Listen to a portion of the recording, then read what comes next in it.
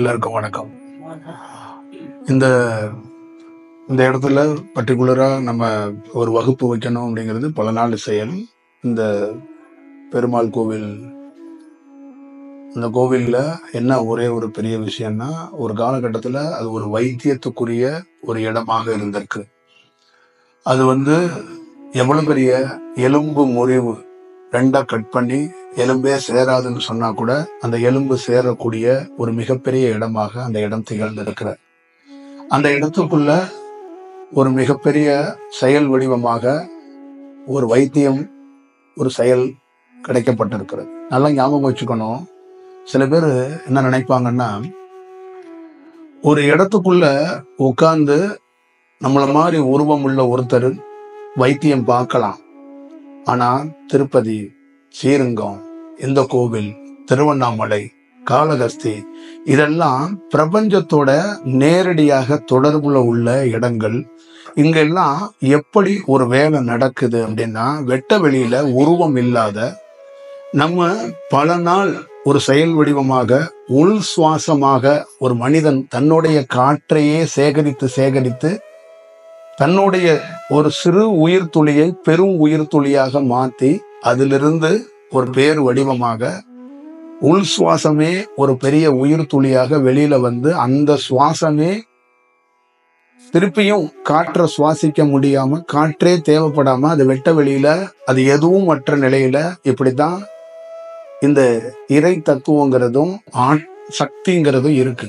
அப்ப ஒரு இடத்துக்குள்ள அது மையமா இறங்குது அப்படின்னா, அந்த இடம் எந்த மாதிரி தன்மையில அது உள் சுவாசத்துல அந்த அந்த இறங்குற அந்த ஆற்றல், அந்த சக்தி இருக்கோ, அதே தன்மை கொண்ட அந்த செயல் வடிவம் அந்த இடத்துக்குள்ள இருந்து யாராவது ஒரு வேலை செய்ய வருவாங்க.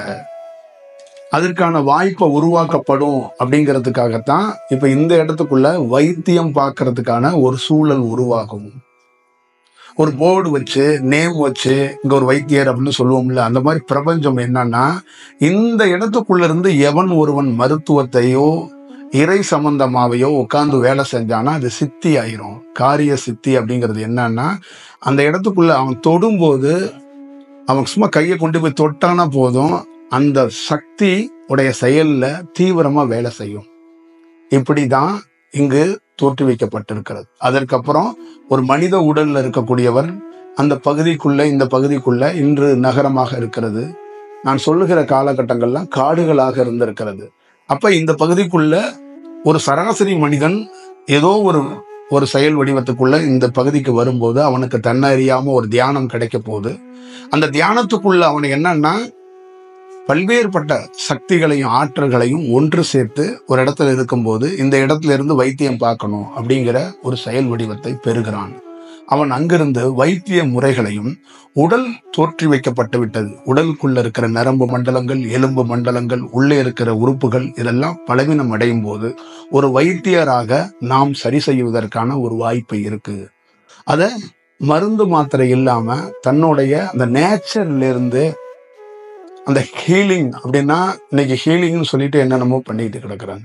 தன்னுடைய அந்த உயிர் சக்தியிலிருந்து ஒரு இடத்துல ஒரு கேன்சர் இருக்கு, பெரிய நோய் இருக்கு, செயல் இருக்குன்னா அந்த இடத்துல இருந்து சிட்டிங் ஆக விடாம பண்ணுவாங்க. இப்ப மேலிருந்து ஒரு கல் வருது, அந்த கல் கீழே பூமியில விழுந்தா ஆபத்துன்னா நம்ம விஞ்ஞானிகள் என்ன பண்ணுவாங்கன்னா, கடலுக்கோ இல்ல அந்த கல்லை வர்ற வழியிலே ஏதாவது வழிமறிக்க முடியுமான்னு பண்ணுவாங்கல்ல.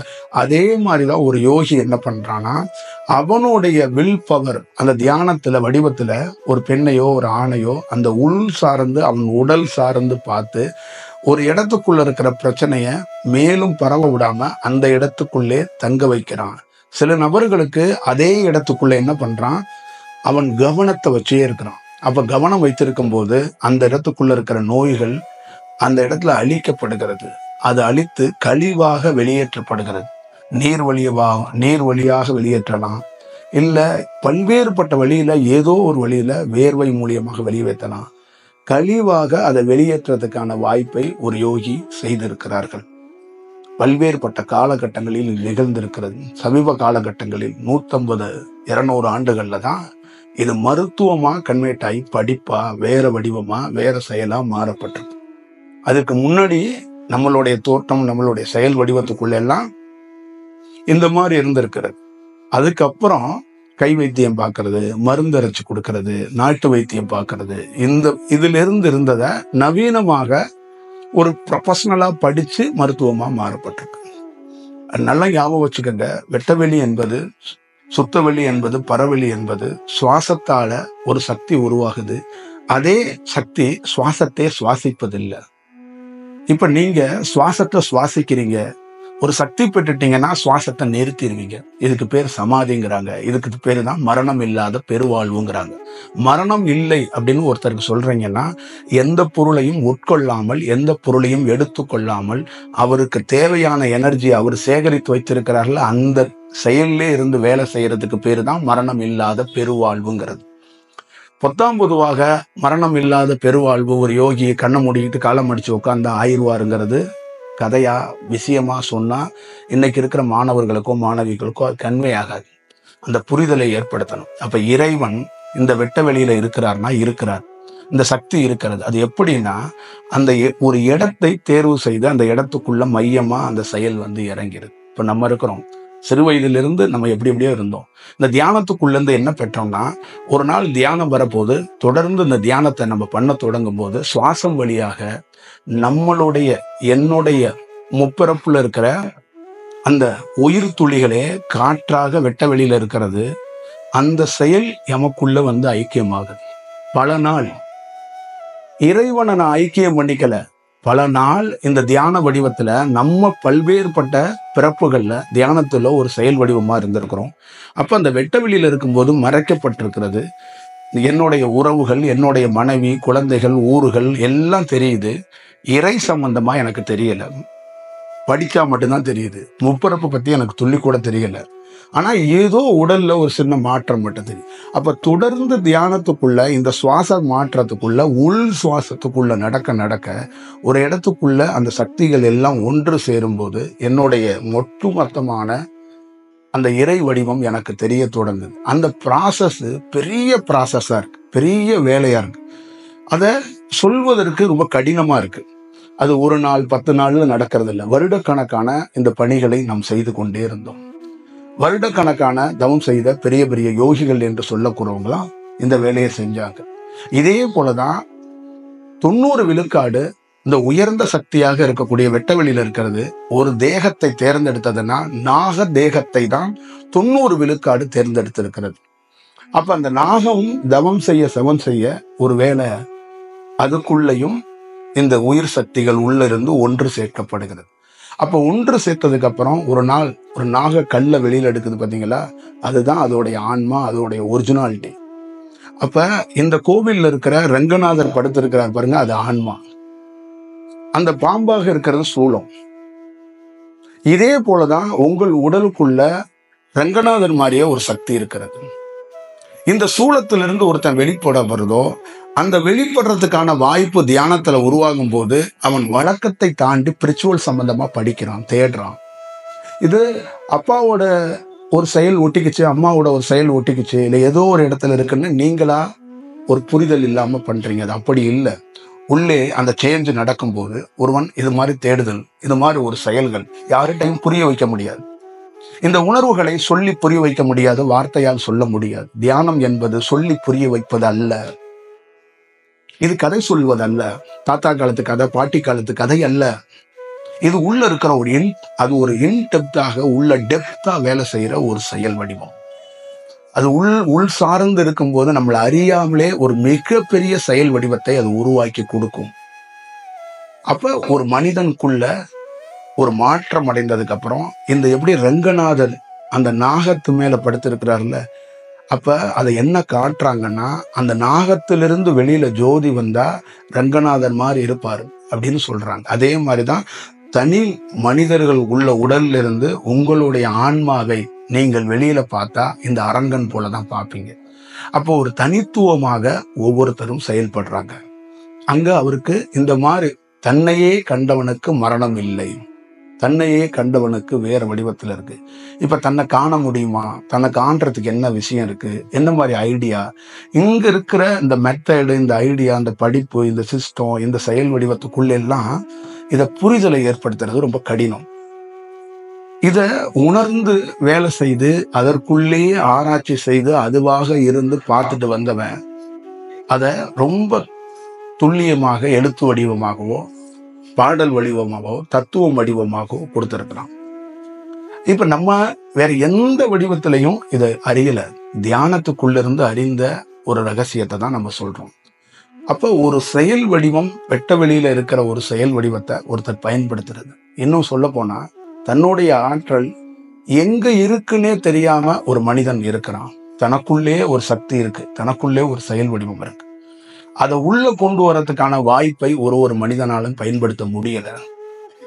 இதை பயன்படுத்தும் போது அவன் ஒரு தனித்துவமா மட்டும் இல்லாம அவனை யாருன்னு அறிஞ்சுக்கிறதுக்கான ஒரு வாய்ப்பு இருக்கு. பாதி பேர் என்ன நினைக்கிறாங்கன்னா, கடவுளுக்கு சேவை செய்யறதாகவும் குருவுக்கு சேவை செய்யறதாகவும் கடவுளையே இவங்க தான் பல்லக்கு தூக்கிட்டு போறதாகவும் நினைக்கிறாங்க. உங்களுடைய ஒரிஜினலை நீங்க தெரிஞ்சுக்கிறதுக்கான வாய்ப்பு தான் தியானம். இது பியூர் ஒரு மனிதனுடைய இந்த செயல் வடிவம் எப்படி அப்படிங்கிறது தான் இதோட செயல். ஒரு ஊரு ஒரு நாடு, அந்த நாட்டோடைய வரலாறு தத்துவம் இருக்குல்ல, அந்த மாதிரி உங்களுக்கு ஒரு வரலாறு இருக்கு. ஒவ்வொரு ஆணுக்கும் ஒவ்வொரு பெண்ணுக்கும் தன்னுடைய இண்டிவிஜுவாலிட்டின்னு சொல்ற மாதிரி தனக்குன்னு ஒரு இன்டென்ஸ் இருக்கு, தனக்குன்னு ஒரு செயல் இருக்கு. அதை தெரிஞ்சுக்கிறதுக்கு ஒரு யோகி மறைப்பொருளா எவ்வளோ செயல்களை சொல்றாங்க.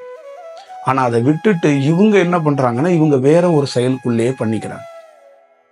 இவங்க வேற ஒரு வடிவத்துக்குள்ளே பண்றாங்க. நீ மாஸ்டர் டிகிரி 6 படி 7 படி, நீ என்ன வேணாலும் படி, இந்த நாட்டோடைய பெரிய தலைவனா கூட இரு, ஆனா அதை தாண்டி உள்ள ஒண்ணு இருக்கு.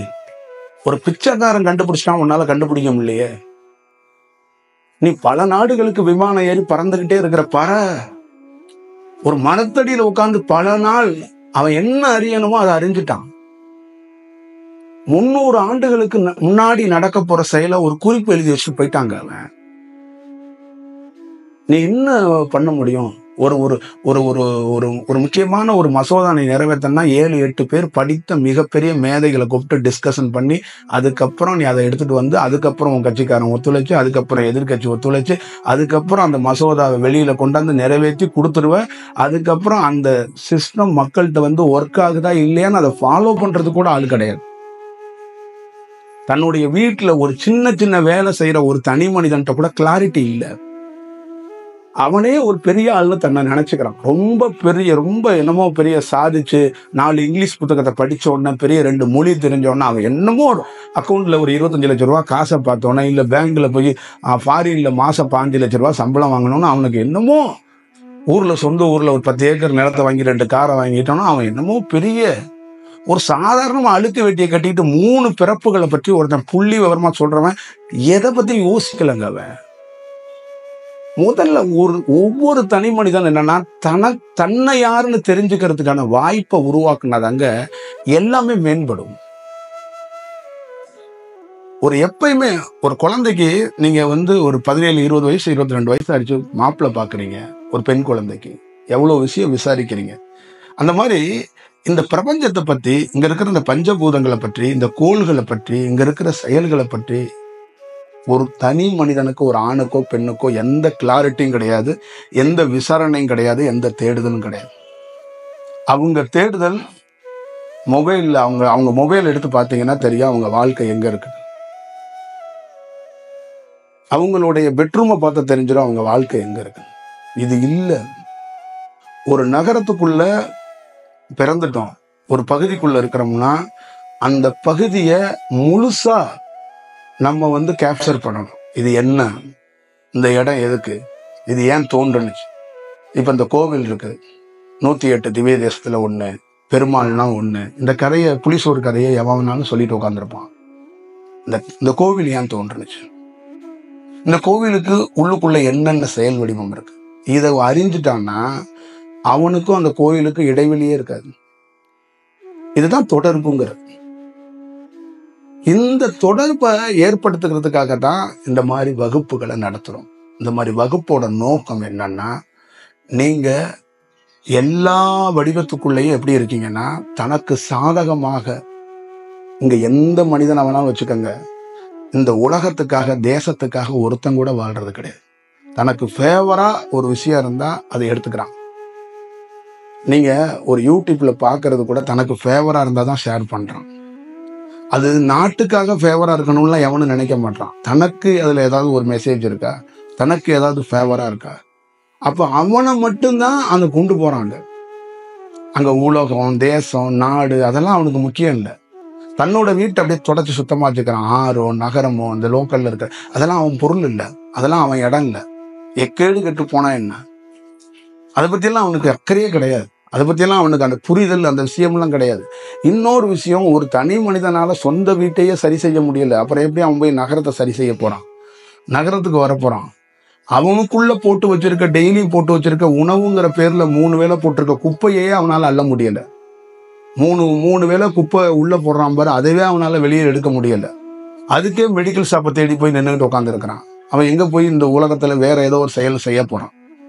அப்ப இதோடைய செயல், இதோட வடிவம் எல்லாம் உங்களுக்காகத்தான். இந்த வடிவம் உங்களை ஒரு தனி மனிதன் தன்னை உணர்ந்துக்கிறதுக்கான ஒரு வாய்ப்பு. ஒரு நேச்சருங்கிறது அவ்வளவு பெரிய நுட்பமான ஒரு செயல் வடிவம். அதுக்குள்ள இருந்து நாம எப்படி தோன்றி இருக்கிறோம், நமக்கு என்ன செயல் வடிவம் இருக்கு, முன்னோர்கள் சொல்லி வச்சிருக்க கதையை மட்டும் நம்ம வச்சுக்காம நமக்கும் இறைவன்னா ஒருத்தர் உண்மையிலே இருக்கிறாரா, இந்த சுவாசத்தோடைய வேல்யூ என்ன, உண்மையிலேயே இந்த சுவாசம் சப்போர்ட் பண்ணுதா, இந்த உடலுக்கு சப்போர்ட்டா இருக்கா, இதெல்லாம் யாரோ ஒருத்தர் சொல்ல வேண்டாம், நாம தெரிஞ்சுக்கிறதுக்கு வாய்ப்பு ஏற்படுத்திக்கணும். அப்படிங்கிறது மட்டும்தான் உண்மையான நம்மளுடைய தேடுதலா இருக்கு. இதை நான் எத்தனை முறை சொன்னாலும் அதை புரிஞ்சுக்கிறதுக்கு ரொம்ப கடினமான ஒரு சவாலா இருக்கும்.